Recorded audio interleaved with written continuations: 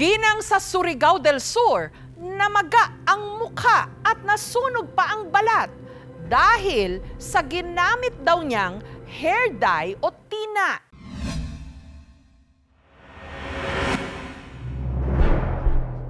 Banidosa ang biyudang si Ninita. Maalaga lalo na sa kanyang buhok. Sa tuwing may naiispatang puting buhok o uban, agad niya itong kinukulayan. Ayaw niya ng may ubang kasi Makati daw. At saka ayaw siya ng bunot-bunot kasi daw makasira sa ulo. Kaya sa nagtina talaga siya palagi. At para makatipid, bumibili siya ng hair dye na siya na mismo ang gumagamit para kulayan ang kanyang mga uban. Pero matapos lang ang ilang oras na pagtitina, Ang init! Taray! ang balat ni Ninita namula at halos malapnos.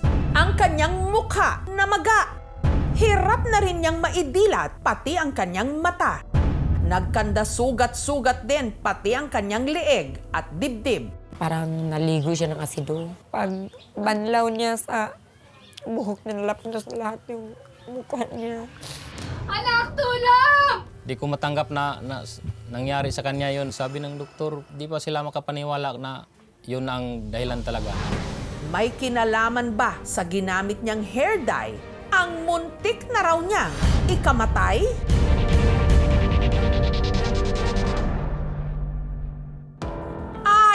Ayaw nga raw ng 65 anyos na si Ninita na malitratuhan siyang may uban. Kaya lahat halos ng kanyang litrato, itim na itim ang kanyang buhok.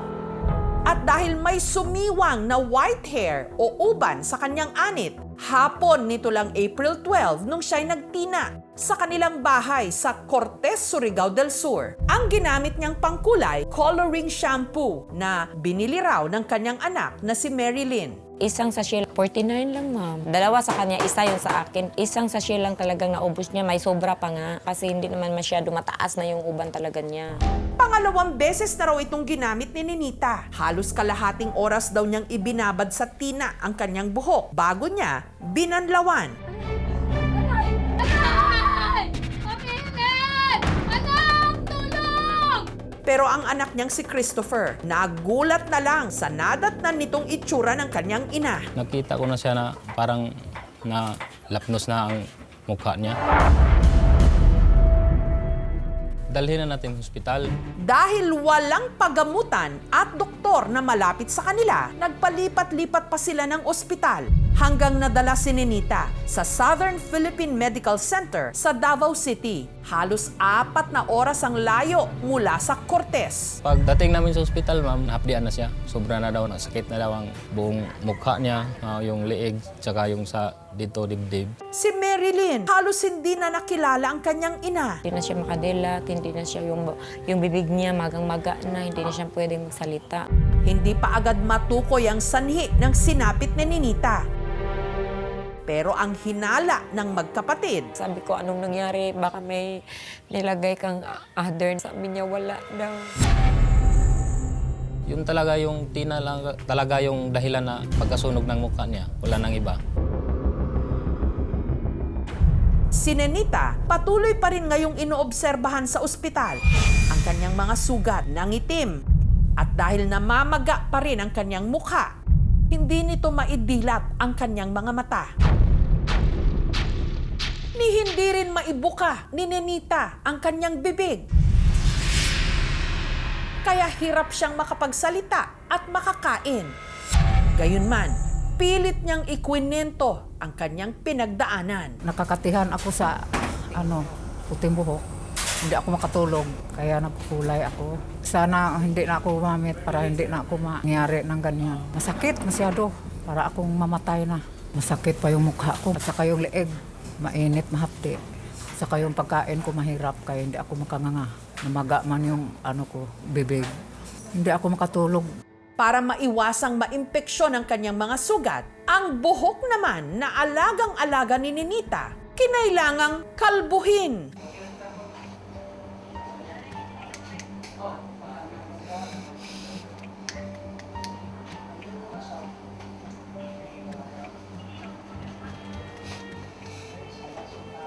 Oo, naiyak siya kasi nalungkot siya. Sabi ko, tiisin na lang natin.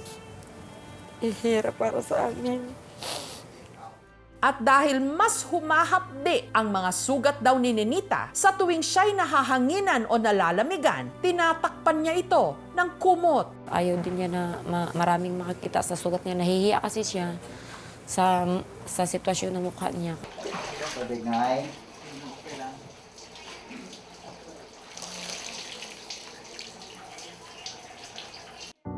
Ang mga sugat ni Nenita, hinuhugasang mabuti.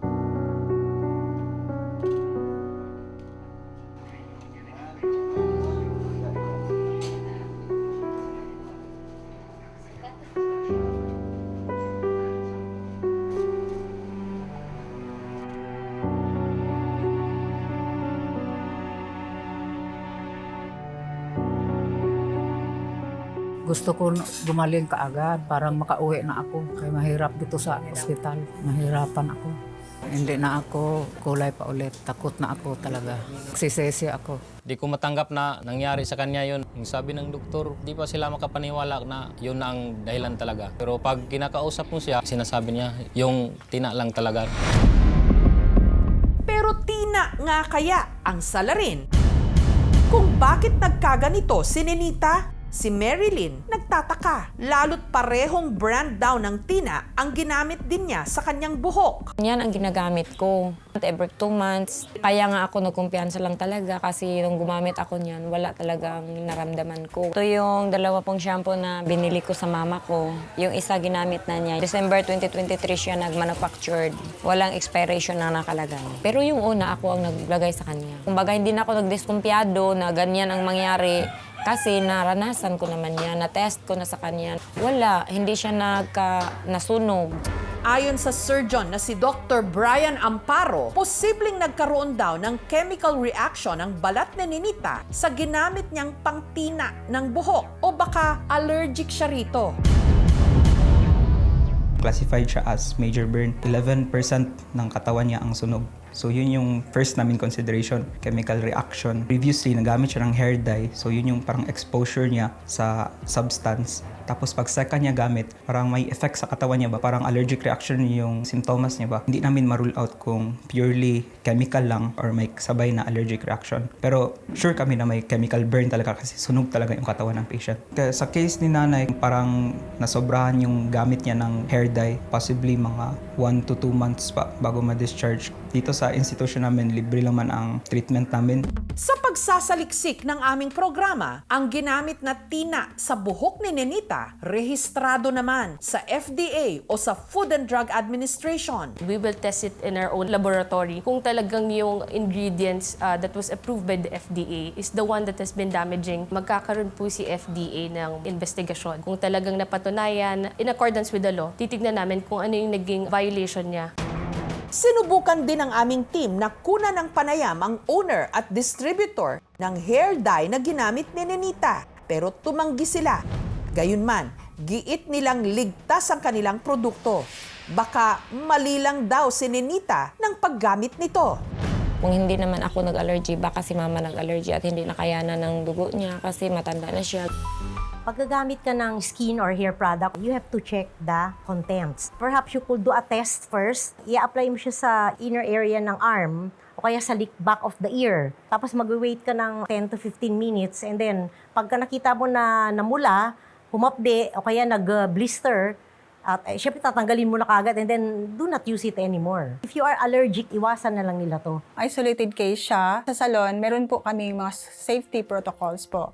If ang client magpapakulay ng buhok, meron talaga kaming consultation. Standard po kasi natin na magpapakulay ng buhok is at least every 2 months. Pag masobrahan kasi, yun yung nakaka-trigger sa reaction. Ang pagpapakulay is hindi masama. Careful lang tayo. Sa mga nasa bahay din, dapat titingnan ninyo yung content ng product and then kung ano yung manufacturer's instruction doon. Samantala, pinoproblema ngayon nila ang hospital bills. Dito lang sa Davao, mga almost 10,000 mahigit na. Hindi pa namin nakakita yung final na bill namin, ma'am. Para makatulong ang aming programa, nag-abot ng pambili ng gamot. Ang hiling po namin na malunasan yung sakit niya at makauwi kami ng okay na siya. Maghingi ako ng tulong sa mga loob.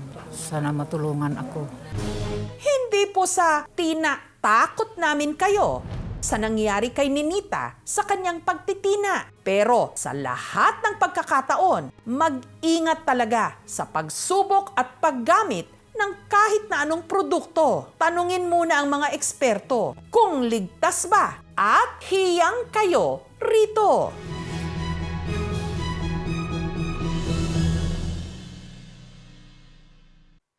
Thank you for watching, mga kapuso. Kung nagustuhan niyo po ang videong ito, subscribe na sa GMA Public Affairs YouTube channel. And don't forget to hit the bell button for our latest updates.